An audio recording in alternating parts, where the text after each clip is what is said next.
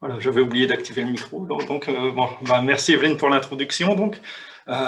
Puis merci à tous ceux pour assister à la présentation.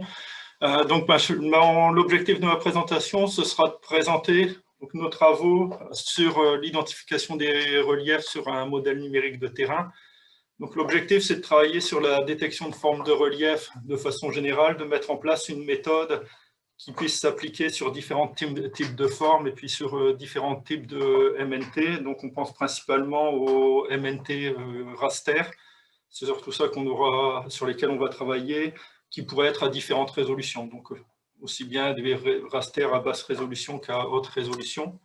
La première chose, donc, ce qu'on entend par une forme de relief, quand on parle de détecter les formes de relief, c'est qu'en fait, une forme de relief, c'est une forme qui est reconnaissable sur le terrain. Donc, en général, tout le monde peut la reconnaître. C'est le résultat d'un processus naturel. L'exemple ici, c'est à gauche. Ici, ça, c'est une photo de la vallée Jacques-Cartier, de la rivière Jacques-Cartier. Donc, ça, c'est une vallée glaciaire. C'est une forme qui est reconnaissable, notamment parce que c'est une forme caractéristique en U. Donc, une vallée glaciaire, c'est une forme en U parce que ça a été creusé par un glacier qui s'est déplacé au moment de la fonte après les glaciations. À droite, c'est un autre exemple de forme de relief. Ça, c'est le mont Fuji. Donc ça, c'est une montagne, un volcan même, qui a été produit par un autre processus naturel. Donc à chaque fois, on se retrouve avec des formes qui sont facilement reconnaissables par n'importe quel utilisateur en général, et puis qu'on peut décrire par des attributs caractéristiques qui sont propres. Donc, comme je parlais pour la vallée glaciaire, généralement, on va essayer de décrire la forme en U, puis on va essayer de décrire le fait que ce soit une dépression allongée sur le terrain. Donc, c'est quelque chose qui se reconnaît facilement pour l'utilisateur. Le problème pour nous, c'est de se dire, est-ce qu'on est capable de reconnaître ça avec un ordinateur? Donc, de demander d'avoir un système en place qui puisse reconnaître ça automatiquement. C'est un problème qui n'est pas nouveau. Ça s'est fait depuis longtemps. Les principales méthodes qui existent quand on veut traiter un modèle numérique de terrain, généralement, ça va être d'extraire des attributs géométriques sur le terrain, donc on va mesurer directement, pour essayer après de reconnaître cette forme en fonction des attributs qu'on a classés. Alors ça, ici, je vous mets des exemples d'attributs. Ça va être une décomposition en différentes classes d'attributs, et puis après, on va aller segmenter le terrain suivant ces attributs. Alors, ce qu'on utilise le plus souvent, c'est des attributs morphométriques. Donc ici, c'est un exemple d'une classification qui peut se faire suivant 12 classes différentes. Alors ça peut être des classes, on va classer en sommet, en crête, on peut classer en Talweg ou bien après en piémont. Pour l'instant, ce qui est le plus utilisé, souvent, comme je disais, c'est basé sur une segmentation du terrain où on va appliquer des critères, souvent liés à la courbure, souvent liés à la pente, pour faire cette classification-là. On peut utiliser aussi d'autres attributs. Je vais parler plus tard du réseau hydrographique. On peut placer ça aussi en fonction de l'élévation. On a aussi les Topological Position Index. Donc, il y a différents attributs qui existent qui vont nous servir à segmenter le terrain. Alors, une chose en général, c'est que ces attributs-là sont définis à partir de paramètres. On va dire, à partir de telle courbure, j'ai telle forme. Pour telle pente, ça correspondra à telle forme. Ce qui veut dire que c'est souvent très dépendant de la donnée qu'on utilise. Ça peut être lié souvent fortement à la résolution qu'on va utiliser. Suivant les paramètres qu'on va utiliser, suivant les résolutions du MNT qu'on a utilisé, un même point pourrait être classé dans différentes classes. L'exemple ici, c'est d'avoir un point ici qui est classé à la fois comme un chenal, une vallée, pourrait être plan si on prend une fenêtre un peu plus large pour le classement, ou bien qui pourrait être une crête si on prend encore un classement un peu plus large. Donc la difficulté, c'est de pouvoir gérer ces éléments-là. Alors pour ça, depuis quand même quelques années, on a ce qu'on appelle les approches basées sur l'OBIA, donc l'Object Based Image Analysis, qui vont consister toujours à segmenter le terrain en formes élémentaires. Donc ça veut dire que les formes élémentaires ne sont pas les formes de relief qu'on veut chercher. Mais après, essayer d'assembler ces segments-là, donc nos formes élémentaires, pour reconstruire les formes de relief dont on a besoin. Alors un problème, c'est que cette segmentation, souvent, elle va dépendre beaucoup des données. Donc, encore une fois, de la résolution à laquelle on travaille, et puis des paramètres qu'on va fixer pour effectuer notre segmentation.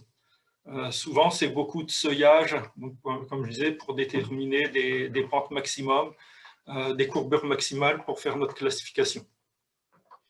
Et puis après, l'assemblage des données, quand on veut extraire une forme de relief, même qui paraît simple, comme une montagne ou autre, c'est quelque chose d'assez complexe. Parce qu'on va se retrouver, là encore, suivant les résolutions, suivant les données qu'on utilise, avec des segmentations différentes, donc des types de segments aussi qui ne sont pas les mêmes.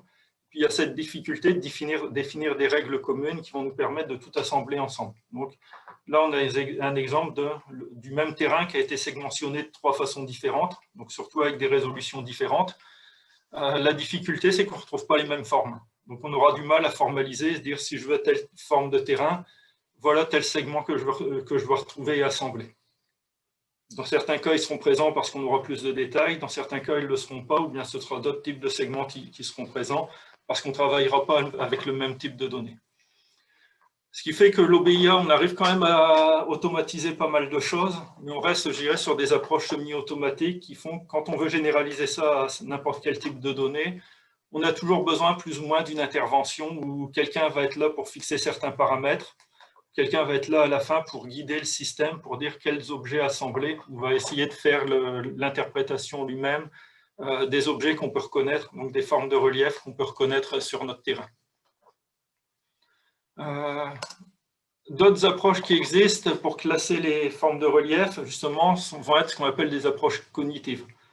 Donc, dans les approches cognitives, on va justement essayer de se placer du point de vue de l'utilisateur, et puis de dire, c'est quoi la perception des formes que les utilisateurs ont. Ça se base sur quelque chose qui avait été mentionné il y a quand même une vingtaine d'années par les travaux d'Egenhofer et Frank, donc qui parlait de géographie naïve. Quand on veut reconnaître une forme de relief, on n'a pas besoin de détecter, comme en OBIA, justement, de tout segmenter et puis d'identifier tous les morceaux de la forme de relief. Et puis après, d'être capable de entièrement délimiter la forme de relief. La première raison, c'est parce que l'utilisateur ne veut pas travailler comme ça. Un géomorphologue, par exemple, ne va pas travailler sur une segmentation complète du terrain pour reconnaître des formes, mais va plutôt reconnaître des éléments caractéristiques. C'est-à-dire, en fait, il va reconnaître une vallée, il va reconnaître qu'il y a un talweg et puis que ça forme une dépression. Une montagne, des travaux qui ont été mis en place, où on va essayer d'identifier les montagnes simplement en disant une montagne, ça va être un sommet isolé. Donc, on va détecter des sommets, donc des points plus haut que leur voisinage, et puis on va regarder s'ils sont isolés vraiment par rapport aux autres, en fonction de la distance aux autres sommets et puis de leur élévation, donc justement sur le terrain. À droite, c'est un exemple justement d'indice valléen, donc le Valleyness Index, qui est utilisé pour détecter des vallées. C'est un indice qui va se baser, qui va donner une valeur d'appartenance à chaque pixel en fonction de leur proximité au talweg, donc qui définit quel élément caractéristique qui permet de dire si on a une vallée, en fonction donc de la distance au talweg et puis de la forme à l'endroit où il se trouve. Donc ça, c'est une approche qui me paraît déjà plus intéressante sur le fait que ça fonctionne plus facilement comme l'utilisateur. Et donc, on peut essayer plus facilement d'essayer de décrire une forme de relief de la façon dont elle est perçue par l'utilisateur. La limite pour ça, c'est que ces méthodes-là, pour l'instant, ont été appliquées sur des cas simples, comme les montagnes et les vallées. Puis nous, notre objectif, c'est de dire, est-ce qu'on est capable de différencier, de caractériser des formes plus complexes? Donc, les formes plus complexes, pour l'instant, on en était à vouloir parler de différents types de vallées, donc justement, comme la vallée glaciaire. Je ne parlerai pas de tous les exemples, on a essayé de tester ça aussi pour reconnaître des canyons sous-marins, bien des deltas. Et là, dans ce cas-là, c'est de dire comment on peut faire pour décrire la forme, donc, et puis essayer d'implanter la description qu'on en a faite. Donc, avec une description qui reste assez qualitative, on va dire, où on n'en est pas à parler de pixels ou de choses comme ça pour essayer de décrire la forme. Donc, on a essayé de mettre en place une approche, comme on disait, ce qu'on va identifier, c'est des caractéristiques sur le terrain qu'on est capable de reconnaître et d'extraire du terrain. C'est ce que nous, on va parler de science pour ça. Donc, les sciences, ça va être les éléments qui sont d'abord perçus par l'utilisateur quand il va observer son terrain. Et puis après, on va dire, ça va nous donner une structure, plus ou moins un squelette sur notre forme. Et puis, on va essayer de construire la forme autour des squelettes qu'on a identifiés. Ça, justement, pour ces travaux-là, donc j'ai travaillé en équipe avec une personne, donc avec Bernard Moulin, qui travaille en représentation des connaissances, et puis avec Patrick Lajeunesse, justement, qui est géomorphologue, avec cette idée de comprendre le processus, et puis après de mettre en œuvre une méthode qui puisse plus ou moins reproduire le processus suivi par les géomorphologues pour extraire les formes. Donc l'idée, c'est d'aller chercher des saillances, donc des éléments qui sont saillants sur le terrain, qu'on est capable de percevoir, et puis de dire, ben ça c'est notre squelette, et puis notre forme elle est construite à partir de ça. Si on est capable d'identifier le squelette, donc la forme du terrain, alors, on n'aura pas forcément tout de suite la forme, mais on est au moins capable d'identifier, de dire si cette forme est présente ou pas. Et puis après, on pourra essayer d'aller extraire d'autres informations, plus ou moins pour délimiter ou identifier les différentes composantes de la forme. Alors, l'objectif de parler de représentation des connaissances là-dedans, c'est d'avoir une étape conceptuelle, donc on peut parler d'ontologie ou autre, ce qui s'utilise aussi pour l'OBIA, mais d'essayer de définir nos saillances de façon le plus possible indépendante des données qu'on va utiliser, pour que notre définition des saillances puisse être portée et appliquée en fonction des différents types de données qu'on va utiliser. Donc nous, ce qu'on appelle une saillance, ça pourrait être un élément linéaire ou ponctuel. Par exemple, pour la montagne, l'élément saillant, ce sera un point, ce sera son sommet. Quand on parle de vallée, l'élément saillant, ce sera principalement la ligne de Talweg qui marque le fond de la vallée. On pourra définir une saillance principale qui pourra définir notre forme, et puis on essaiera aussi de définir d'autres saillances quand on aura plusieurs composants. Donc, principalement, dans l'exemple de la vallée glaciaire dont on va parler, on a notre fond, donc une saillance pour définir si on est dans une vallée, et puis après d'autres saillances qui nous aideront à caractériser si cette vallée est glaciaire ou pas, en identifiant d'autres composantes de la vallée. Alors pour mettre ça en œuvre, ce qu'on a fait, c'est qu'on a à peu près, on va dire, une approche en 3 étapes. La première étape, elle se fait plutôt avec l'aide de l'expert, donc avec le géomorphologue, et puis on essaye de discuter pour voir c'est quoi les saillances dans cette forme de relief, c'est quoi la méthode, par quelles étapes tu passes pour reconnaître que c'est cette forme-là. D'abord, on voit le MNT, donc comme je disais, puis il va identifier certains éléments qui vont lui dire, ben là, il y a ça, et puis après, on va commencer à regarder ça, c'est cette forme-là qui me fait dire que c'est ça, parce que je sais que j'ai ces objets-là que je peux observer. Donc ça, on note ça, et puis après, on passe à une étape de conceptualisation. Là, on va essayer sur le papier donc, de transcrire ces différentes formes, ces différentes saillances, sous forme d'objets. Alors principalement, notre intérêt, c'est d'avoir une étude, pas forcément sur base de pixels, où on va dire après, on va passer un filtre pour reconnaître les objets, mais plus une description, on va dire, sous forme vraiment d'objets, plus ou moins sous forme vectorielle. Avec l'idée, c'est de structurer la forme, donc c'est-à-dire d'avoir des relations topologiques entre les différentes saillances ou les différents composants qu'on peut utiliser. Donc dire si une saillance va se trouver au milieu ou va être utilisée pour définir la limite d'une composante, les relations qu'on a entre les composantes, donc de l'adjacence principalement, les relations aussi qu'on peut avoir entre les saillances sur notre terrain. Donc, tout ça est fait de façon à ce qu'on est pour l'instant indépendante des données. Et ce sera uniquement après, quand on passera à l'opérationnalisation, qu'on va essayer d'extraire ces éléments sur le MNT, en essayant d'utiliser donc justement des structures de données pour extraire des données vectorielles. Donc là, la différence avec l'OBIA, c'est qu'on ne va pas commencer par segmenter le terrain pour avoir une partition du terrain complète sous forme souvent de polygones, par exemple, mais on va essayer d'abord de détecter, un peu comme dans les méthodes cognitives, des éléments linéaires ou ponctuels qui correspondent aux saillances qu'on va aller chercher. Donc je reste là sur la partie conceptuelle. Ce que je vais faire maintenant, c'est essayer de vous présenter ça, d'illustrer ça sur un exemple. Alors ce travail-là, en fait, c'est le travail qui a été fait par un étudiant de maîtrise, Bilal Bakari, qui a soutenu donc en fin d'année dernière, qui s'était attaché justement à détecter les vallées glaciaires sur des modèles numériques de terrain, donc notamment sur des MNT grilles.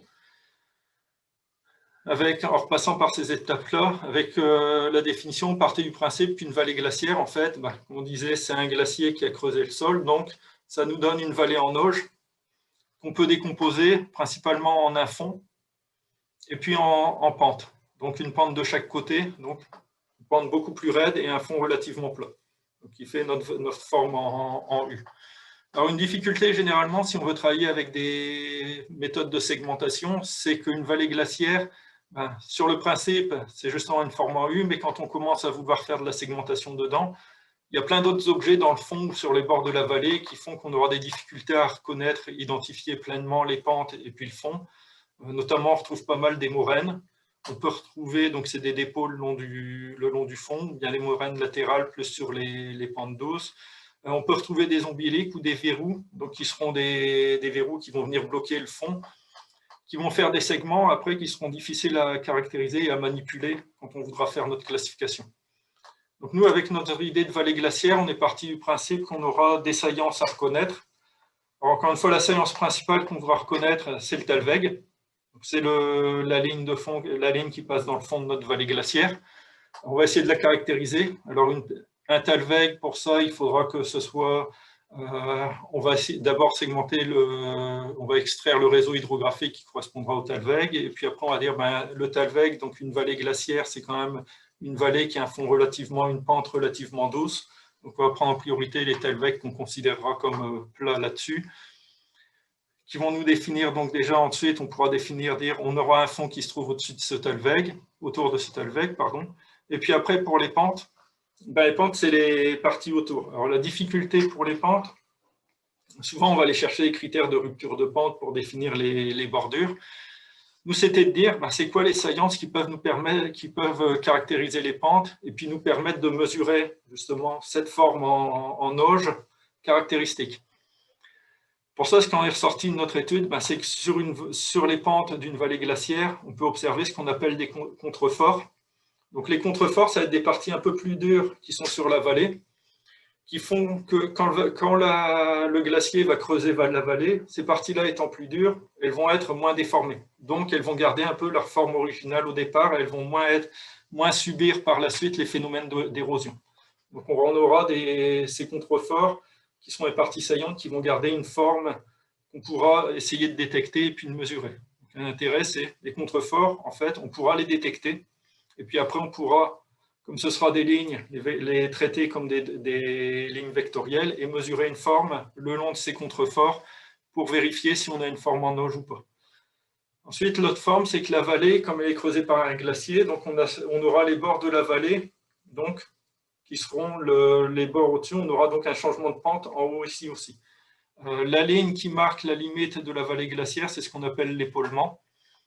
Donc ici, l'épaulement, on va dire, ce sera la limite des contreforts pour lesquels on aura cette forme en auge. Une fois qu'on aura passé la forme en auge ici, on va dire, là, on n'est plus dans la vallée glaciaire. Donc l'épaulement sera défini à partir des points, des limites le long des contreforts, qu'après on va relier pour définir notre épaulement ici. Donc pour calculer ces saillances, je parlais que les talwegs, c'est ce qu'on veut détecter en premier. Pour aller chercher les talwegs, on va d'abord extraire le réseau hydrographique. Alors l'extraction du réseau hydrographique se fera avec les méthodes habituelles qui vont nous sortir des cours d'eau. Et puis on va considérer que les cours d'eau correspondent aux talwegs. On a un réseau qui est hiérarchisé, c'est-à-dire que chaque talweg a un ordre, donc chaque cours d'eau a un ordre. Puis en fonction de cet ordre, on va pouvoir segmenter le talweg et puis détecter certains segments. Donc certains talwegs, on va identifier certains talwegs et puis les prendre un par un. On va se dire, ça c'est talwegs principaux sur mon terrain. On va vérifier si maintenant ils sont dans des vallées glaciaires. À partir des talwegs aussi, on peut aller chercher le réseau. On va partitionner le terrain en sous-bassins versants. Donc on aura notre talweg, on va dire celui-là, ça peut être un talweg de vallée glaciaire. Il est à l'intérieur d'un bassin versant. Et puis il y a des talwegs sur les côtés qui, eux, sont dans des sous-bassins versants. Donc ces sous-bassins versants-là, on va s'en servir pour avoir des relations d'adjacence, pour dire si un talweg ou si un autre talweg est adjacent ou si justement nos contreforts sont adjacents ou pas à notre talweg. Les contreforts, on va les chercher en prenant les crêtes du terrain. Donc là aussi, les crêtes, ça va être un réseau vectoriel qu'on va aller chercher. Là, on a utilisé une méthode où on prend le modèle de terrain, on le retourne, et puis ce qu'on identifie comme un réseau hydrographique sur le terrain inversé, en fait, ça correspond à nos crêtes. Donc, quand on a nos crêtes, on va dire à partir des sous-bassins versants, on va dire les crêtes qui sont dans les sous-bassins versants autour de mon talweg, ce sont les contreforts qui sont liés à mon talweg principal. Donc à partir de ça, on a un ensemble, donc on a un réseau structuré où on a un talweg des contreforts. Et puis maintenant, on peut aller chercher, on va essayer de mesurer la forme des contreforts. Pour ça, on part du principe qu'une vallée en auge, donc si on prend nos contreforts qui ont quelque chose comme ça, on peut les approcher par une courbe. Donc généralement, on va mesurer leur profil. toujours le long des contreforts. Et puis on va mesurer ce profil pour essayer de trouver une équation de la forme y égale à x à la puissance b. Et là, on s'est basé sur des études qui ont déjà été faites précédemment, qui nous dit qu'une vallée glaciaire en Auge, c'est un b qui vaut 2, parce que c'est une forme parabolique. Donc c'est un x au carré ici, et puis qui nous donne une certaine valeur du coefficient a.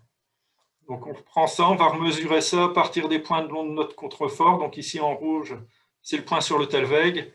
En vert, en bleu et en jaune, c'est les points de chaque côté sur les contreforts. Et puis on va mesurer pour les points le long des contreforts si notre loi de puissance, donc cette loi-là, y égale à xb, c'est ce qu'on appelle la loi de puissance ici, est vérifiée avec des coefficients qui correspondent aux coefficients observés pour une vallée glaciaire. Donc on va aller mesurer ça tout le long. Et puis quand on voit que nos points ne vérifient plus sur le long de nos crêtes notre loi de puissance, on va dire, ben là on est sorti de la vallée glaciaire. Donc on s'arrête. Ce qui fait qu'on arrive à définir une limite après laquelle on est sorti de la vallée glaciaire. Une fois qu'on traite ça, justement, donc on aura notre structure de données où on aura notre Talweg ici dans le fond. De chaque côté, les contreforts avec les points sur les contreforts qui ont été calculés, et puis certains points donc, qui correspondent aux limites ici sur les contreforts, ont été identifiés sur notre vallée glaciaire. C'est-à-dire qu'il y a des points en trop que je n'aurais pas dû mettre ici sur les figures. Ces points-là, donc justement, on va les relier, ça nous définira nos épaulements. Donc pour l'instant, ça veut dire que maintenant, une fois qu'on a ça, on a été capable de dire si une vallée est glaciaire ou pas. Donc on reprend après tous les Talweg pour lesquels on a identifié des profils de vallées glaciaires. Et puis on va pouvoir après les extraire, dire là, voilà nos vallées glaciaires. Et puis on peut rajouter les épaulements pour dire ben, on a à peu près une limite. Alors on peut dire que les épaulements ne sont pas forcément suffisants parce qu'ils sont uniquement obtenus en reliant les points sur les contreforts, donc ça dépendra des points sur les contreforts. Pour l'instant, on en est venu à dire ce n'est pas forcément peut-être la limite la plus exacte, mais nous, ça nous suffit largement pour identifier, donc pour valider qu'il y a une vallée glaciaire qui se trouve là ou pas. Après, on pourra toujours essayer d'avoir des traitements plus fins pour ajuster cette ligne d'épaulement. Alors, on a des exemples là-dessus sur ce qu'on a fait. Un premier cas d'un MNT de la vallée de la Jacques-Cartier, donc juste au nord de Québec. C'est un MNT qui était à une résolution de 10 mètres. On a extrait ici, ça c'est un exemple où on a extrait le réseau hydrographique. Donc les couleurs correspondent aux ordres des Talweg, donc suivant l'ordre de Horton.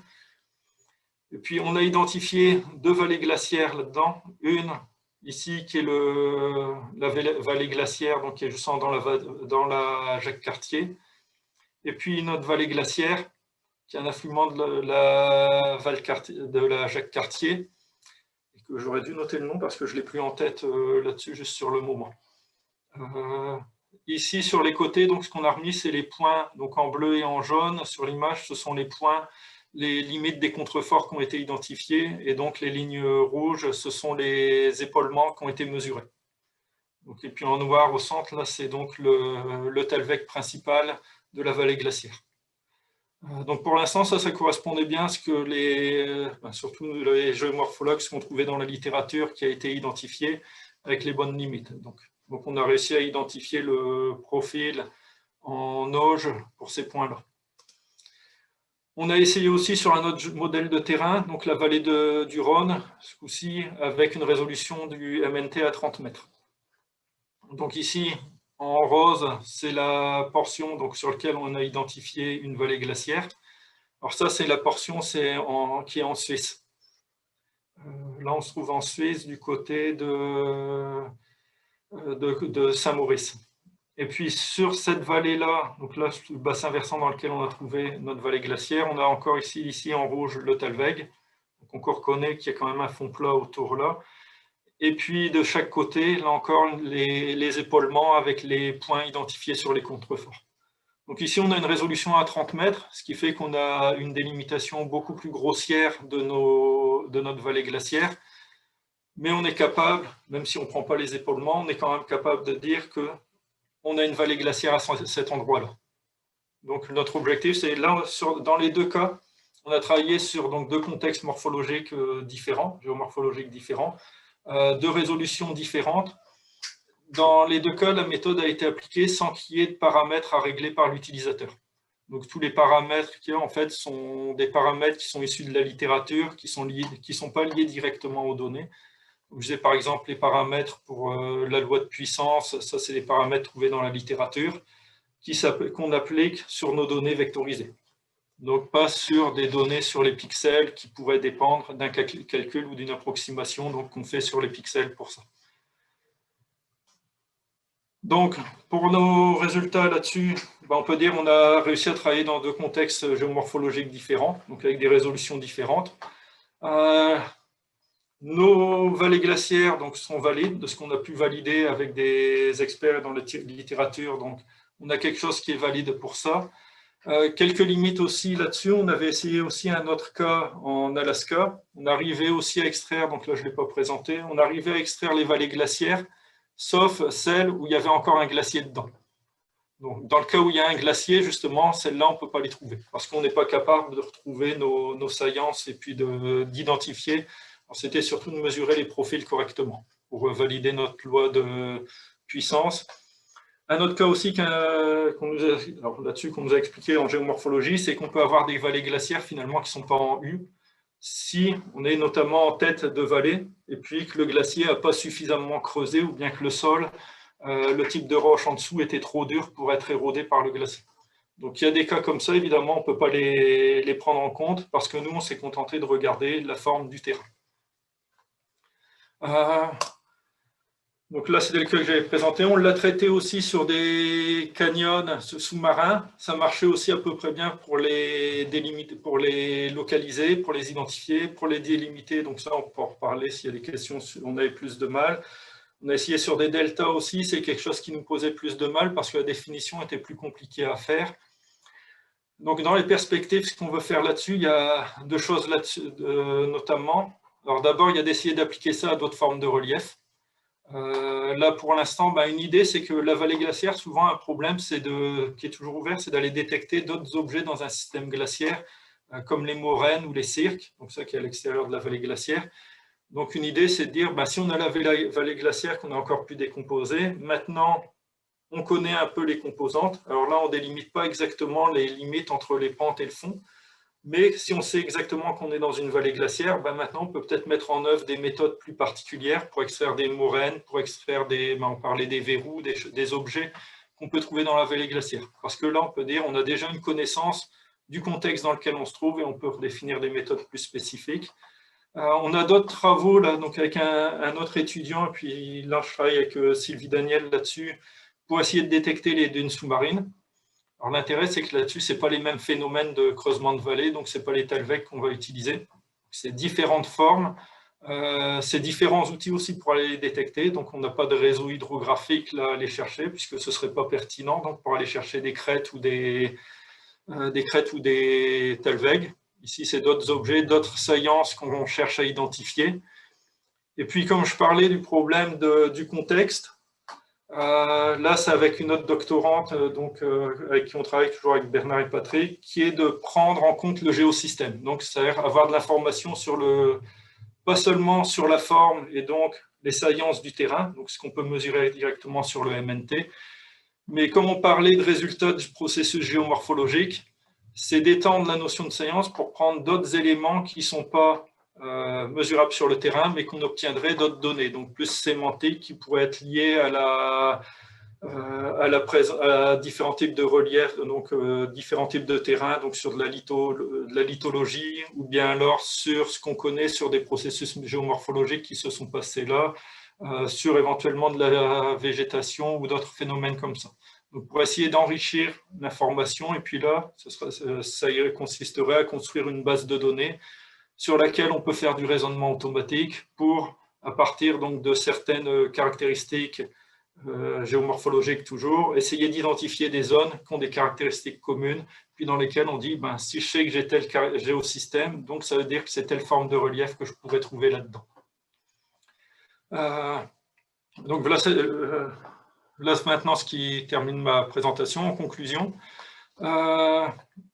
Comme je disais, ça, c'est des travaux qui sont toujours en cours avec des doctorants, toujours sur le même projet qu'on a sur l'identification des formes de relief, pour essayer d'avoir un système qui ne va pas prendre en compte uniquement le MNT, donc, mais prendre en compte d'autres sources de données, donc d'autres types de cartes qu'on pourrait rajouter là-dessus. Donc, ce sera tout pour la présentation. Là, je vous remercie de votre attention. Donc, merci beaucoup, Eric. C'était très intéressant. Donc, on est rendu à la période des questions. Je n'ai pas vu de questions pour l'instant dans le chat. Donc, si vous avez des questions, là, je vous invite soit à les écrire dans le chat ou à ouvrir votre micro et à poser votre question.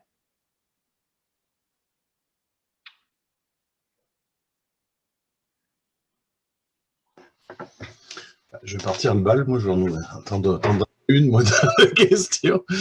Là, tu as présenté beaucoup des choses sur les vallées glaciaires. Est-ce que ce serait des travaux qui pourraient s'appliquer aussi ou être adaptés pour le suivi des fonds de fleuves? C'est-à-dire, on le sait, ça bouge, là, ça évolue beaucoup.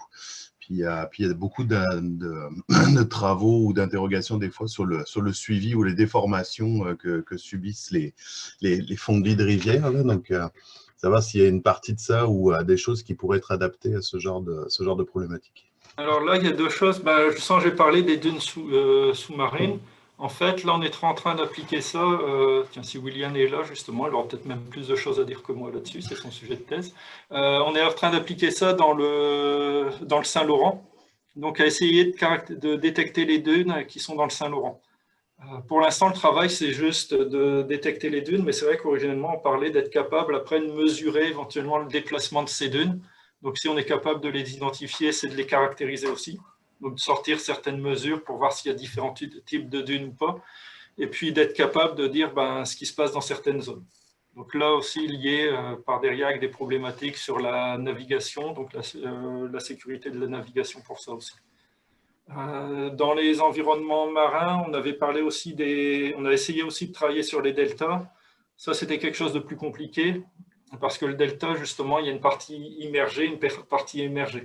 Donc, rien que le fait d'avoir un MNT qui réunisse les deux parties, ça, c'est pas facile à avoir. Pour l'instant, on avait travaillé sur la partie émergée, mais c'était quelque chose de beaucoup plus compliqué à formaliser et puis à décrire. Puis pour finir, on avait parlé aussi des canyons sous-marins. Là, c'était plus en géomorphologie, ça a moins d'intérêt peut-être pour la navigation, mais c'était plus pour détecter et caractériser des canyons sous-marins. Par contre, là, ce qui serait intéressant, c'est de continuer, une fois qu'on a le canyon sous-marin, de continuer à travailler sur la détection de, par exemple, de l'accumulation de sédiments, des cônes qu'on peut observer dans le fond de la rivière. Deuxième petite question, en attendant qu'il y en ait d'autres qui osent en poser. Je sais que tu travailles aussi beaucoup avec la donnée LIDAR. Ce que tu as présenté ici était beaucoup à partir de MNT raster. Là. Oui. Quelle serait la perspective là, avec tes travaux en LIDAR et la constitution de MNT à haute résolution par rapport à ces travaux-là? Est-ce qu'il y a un gain à aller chercher? Comment tu vois ça en fait? Alors pour l'instant, je sens il y a toujours, quand on travaille avec des MNT, je sens qu'il y a toujours un problème d'échelle, à savoir qu'on ne peut pas détecter des objets en dessous de la résolution donc de ce qu'on a sur notre terrain. Il y a le problème, je parlais par exemple dans la vallée glaciaire, si on veut aller identifier plus loin ce qu'on peut trouver dans le fond de la vallée, là ça prendrait des méthodes, il faudrait des MNT à haute résolution. Et après, un intérêt sur les grands jeux de données, donc que ce soit ce qui couvrirait des grandes zones, c'est que là, notre objectif, c'est d'avoir des méthodes automatisées et puis de voir si elles sont applicables à différents types de données.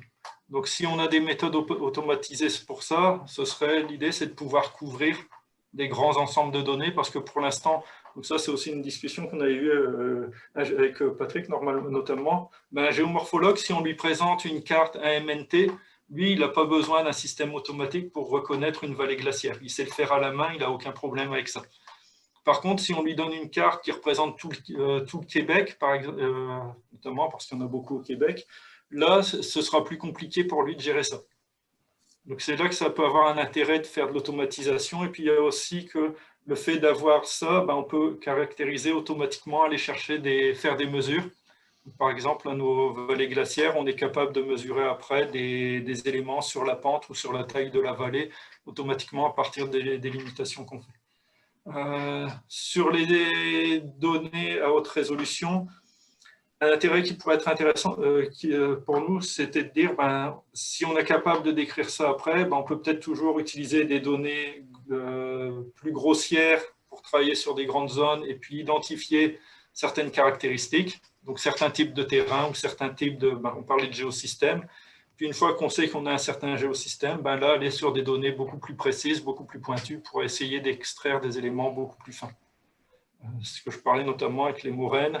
On a des MNT qui peuvent s'étendre sur des centaines ou des milliers de kilomètres carrés.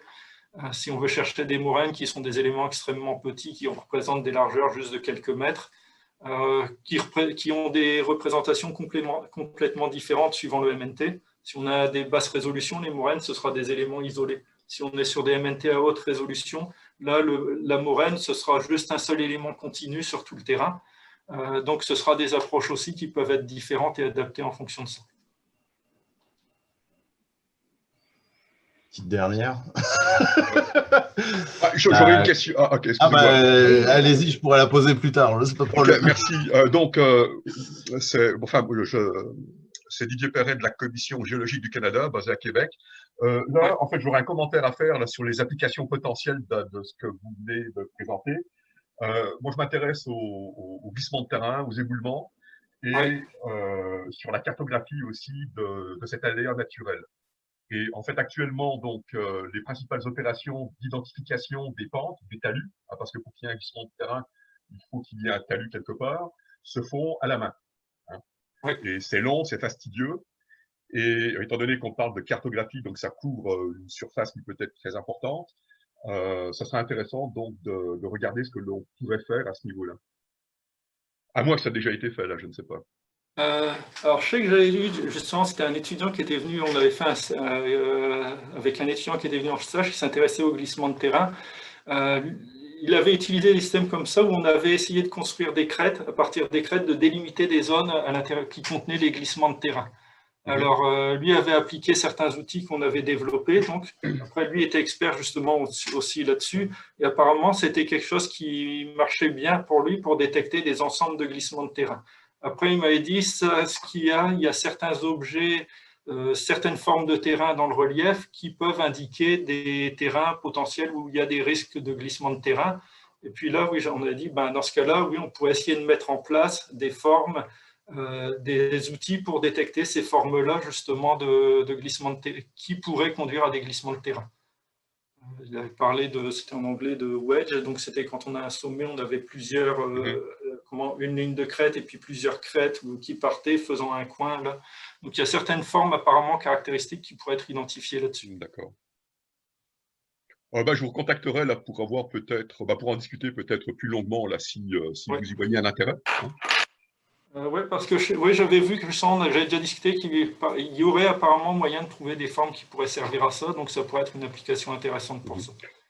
Ce que je trouverais intéressant, c'est qu'on puisse rajouter aussi, justement, comme je parlais après, d'autres informations sur les types de terrain ou autres qui pourraient être aussi combinées là-dedans. Donc là, on est capable de construire j'allais dire, ça, c'est les travaux d'une doctorante qu'on a là, qui construit une base de données, justement, pour faire des raisonnements automatiques en fonction des différents types de données, donc en fonction où on pourrait y intégrer du terrain, donc des types de terrain, d'autres choses que pas seulement le MNT pour ça. D'accord. Merci. Justement, c'est la question que j'allais poser. C'est parfait là, avec les glissements de terrain. Imaginons qu'on ait une base historique des glissements de terrain, donc qui soient localisés. Est-ce que tu penses que, par exemple, par des approches d'apprentissage machine, on serait capable de détecter les formes de terrain ou les conditions caractéristiques de ces glissements de terrain et puis éventuellement de détecter les endroits à risque dans le relief avec avec la cartographie que tu fais? Je pense à ça, justement, tiens, je pensais qu'il y aurait une question à un moment qui arriverait sur l'apprentissage pour tout ça. Parce que justement, pour l'instant, c'est vrai que c'est des formes qu'on est allé chercher. Comme je parlais, les vallées glaciaires, les formes, on a quand même des critères, des paramètres numériques, même quand on dit qu'on fait du qualitatif, pour dire à partir de quand le terrain est plat, à partir de quand on a une forme, un profil parabolique. Pour l'instant, on s'appuie sur des études qui ont été faites par des experts en géomorphologie, qui ont dit, voilà les critères qu'on a mesurés, donc on peut prendre comme acquis. Mais oui, dans certains cas, comme les glissements de terrain ou autres, l'apprentissage serait intéressant parce que là, on pourrait extraire ces paramètres-là qui n'ont pas été évalués par quelqu'un d'autre avant. Alors, le problème de l'apprentissage, c'est toujours la même chose, c'est que ça demande beaucoup de données pour ça, et puis un minimum de traitement manuel pour préparer ça pour l'apprentissage. Alors, l'apprentissage, on commence à voir justement de la littérature sur la reconnaissance automatique de formes par apprentissage profond sur des modèles de terrain. Ce que j'aurais à dire, moi je trouve un intérêt, ce serait de voir que justement, si on est capable d'extraire des saillances ici, c'est qu'au lieu de faire un apprentissage juste sur le modèle numérique de terrain, donc sur un raster, si on a déjà des formes de relief, donc des saillances qui sont déjà des éléments caractéristiques, on a quelque chose qui est plus riche, donc qui est plus pertinent pour essayer d'apprendre, plutôt que d'apprendre sur un raster tout seul, ce qui pose encore des problèmes sur la résolution. En apprentissage, souvent, ils apprennent sur des images aériennes, donc sur la luminosité, sur tous les problèmes d'éclairage ou la végétation qu'on peut avoir. Donc, avoir de l'apprentissage, oui. Je pense que justement, le fait d'avoir des éléments en plus, ça permettrait de faire un apprentissage peut-être un peu plus ciblé, plus efficace pour ça. Merci, Eric. Oh, excuse-moi, Thierry. Ouais, j'en avais un complément? Une petite dernière qui, à mon avis, peut intéresser aussi le monsieur de la commission géologique. Là. Je sais que la généralisation, on parle de généralisation cartographique, c'est quelque chose qui intéresse plus les instituts producteurs de données, là, mais la généralisation du relief, en quoi tes travaux, j'ai comme le pressentiment que de reconnaître les formes de relief peut aider grandement à automatiser aussi ces processus complexes. Au départ, une des raisons pour laquelle j'étais parti là-dessus, c'est parce que on avait essayé de voir, c'était sur les travaux sur de la généralisation pour les cartes marines, où là, le relief doit être simplifié de façon très schématique, mais avec beaucoup de contraintes que toutes les formes ne vont pas être simplifiées de la même façon. Simplement avec l'idée que si c'est quelque chose qui est dangereux, faut le garder. Si c'est quelque chose qui ne sert pas, on peut le retirer. Donc, ce n'est pas simplement un lissage. Donc, on a regardé que justement, là, on avait travaillé plus au départ sur des ontologies pour construire, pour décrire les formes de relief. Et puis après, on dit, si on a tel type de forme de relief, on la généralisera de cette façon-là. Donc, qu'on sache quels éléments caractéristiques garder sur la forme, et puis le reste, on peut le simplifier. C'est déjà ce qui se fait avec les méthodes quand on parle de réseau hydrographique ou de crête. Il y a déjà des méthodes de généralisation qui existent et qui sont bien établies où justement on va identifier ces saillances. Et puis quand on va généraliser un MNT, on va dire on va lisser les saillances, on ne les modifie pas, mais on va lisser tout le reste. Donc là, ce serait d'aller plus loin. Donc ça, dans ce qu'on avait fait, nous, on était capable d'identifier par exemple des chenaux de navigation, d'identifier des récifs où on va dire, parce qu'un problème souvent c'est de dire on va tout remonter, mais le chenal de navigation, non, lui, faut pas quand on le généralise, faut le marquer, faut garder la profondeur pour indiquer qu'on peut passer par là. Donc si on ne l'a pas identifié clairement comme un chenal à conserver, celui-là risque d'être d'être rempli quand on va relever le terrain pour le généraliser. Si. Oui, bon. C'est juste un petit commentaire parce que M. Ballard avait parlé, puis ça a passé, je n'ai pas eu le temps de parler, mais vous avez parlé du suivi temporel des dunes, par exemple, dans les fleuves. Moi, c'était ça la proposition au départ du doctorat, comme Eric avait dit. Mais on s'est rendu compte que l'identification des dunes, avec ce que M. Perry a dit, elle se fait pas mal manuellement aujourd'hui. Et dans des contextes marins, très faciles à identifier avec un ratio d'émigration des dunes de 2 mètres par année. Tandis que dans le fleuve Saint-Laurent, on a un ratio de migration de 2 mètres par jour dans certaines zones. Donc là, on a vu dans la littérature qu'on n'a même pas la définition de ce qu'est une dune dans le fond marin. Donc c'est pour ça qu'on a dû revenir un peu en arrière et dire qu'avant de faire le suivi temporel, on va caractériser, identifier les formes au fond avant de pouvoir faire l'espace temporel parce que c'est encore flou, un peu comme Eric disait pour les autres formes. Et c'est juste les experts de chaque domaine qui pouvaient délimiter la dune, mais encore là, de façon plus manuelle. C'est plus ça. Mais je n'ai pas vraiment des questions. J'ai parlé avec Eric mardi. Donc, oui, j'ai parlé avec Eric cette semaine. Merci pour le complément. Je pense que Myr avait une question. Myr, si tu veux ouvrir ton micro. Bonjour à tous. Donc, je vais poser ma question pour avoir une réponse courte parce que j'ai une réunion. J'ai mentionné à Evelyne que je devais quitter, mais là, on a quelques minutes peut-être. Eric, merci beaucoup pour cette belle présentation. Il y avait le terme « science » dans tes travaux et je voulais voir compte tenu en fait, quand on parle de science, il y a toute catégorisation de ça, dans le sens visuel ou plus contextuel ou cognitif. Là. Donc, je me demande, en fait, quand on parle dans ce travail spécifique, est-ce que quels sont les paramètres qui ont été identifiés dans la littérature pour faire référence à cette science? Supposons, moi je parle, supposons de science visuelle, donc l'angle de visibilité, ça peut affecter, c'est ce que tu perçois. Donc là, évidemment, en parlant de MNT, souvent on parle d'une perspective plutôt verticale. Donc je voulais voir à quoi ça ressemble les paramètres de science identifiés dans la littérature que tu mentionnais. Les séances, nous, ce qu'on appelle sur un MNT, c'est vraiment, je parlais de géographie naïve, c'est ce que l'utilisateur, lui, va considérer comme l'élément qui lui permet de définir, de dire s'il y a une forme ou pas. Alors, la définition sur la MNT des formes de relief est assez vague, puisque c'est simplement de dire que c'est un objet qui est remarquable. Donc, c'est quelque chose de remarquable. Et puis, l'idée de science va dire que c'est ce que l'utilisateur va repérer ou c'est ce qui va servir à le délimiter. Mais il y a cette notion que c'est quelque chose qui, justement, qui se perçoit plus facilement que le reste. D'accord. Donc là, normalement, et puis après, nous, c'est ce qu'on a parlé de science, c'est parce que justement, quand on va voir un géomorphologue, ou bien il y avait d'autres travaux, je mentionnais par exemple sur les montagnes ou les vallées, eux ont parlé de science aussi, justement, dans le fait que c'était un élément du terrain caractéristique. Et puis, c'était à partir de cet élément-là, ils disaient, une personne n'a pas besoin de délimiter comme une montagne, une personne n'a pas besoin de savoir où se trouve la limite de la montagne pour savoir si c'est une montagne. Ce qu'il a besoin de voir, c'est justement cet élément, le fait qu'il y ait quelque chose en gros, de pointu qui se démarque du reste. D'ailleurs, justement, comment définir la limite de la montagne, en gros, ça, il n'y a pas de définition claire non plus. C'est l'objectif, c'est un peu ça, c'est que pour nous, c'est un peu ce qu'on fait aussi on essaye de faire avec les dunes, c'est de dire, on n'est pas obligé de délimiter la forme elle-même, du moins qu'on a trouvé les saillances, les caractéristiques nécessaires à identifier la forme.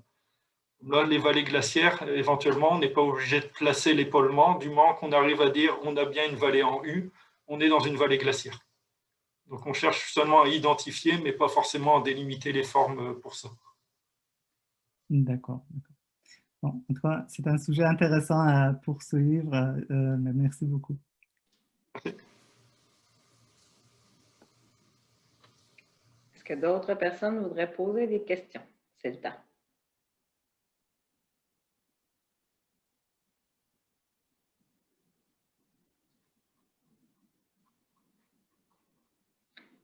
Donc, je ne vois pas de main levée, je ne vois pas non plus de questions dans le chat. Alors, je vous remercie beaucoup pour avoir participé à ce webinaire. Eric, merci, c'était très intéressant la présentation. Donc, comme je l'ai dit, ça a été enregistré. Alors, on va déposer la vidéo sur le site web. Donc, vous pourrez le revoir ou le partager comme vous voulez. Et je vous invite aussi à aller voir le site web là, pour les prochaines dates. Donc, il y a un autre webinaire dans 2 semaines. Donc, merci beaucoup et au plaisir.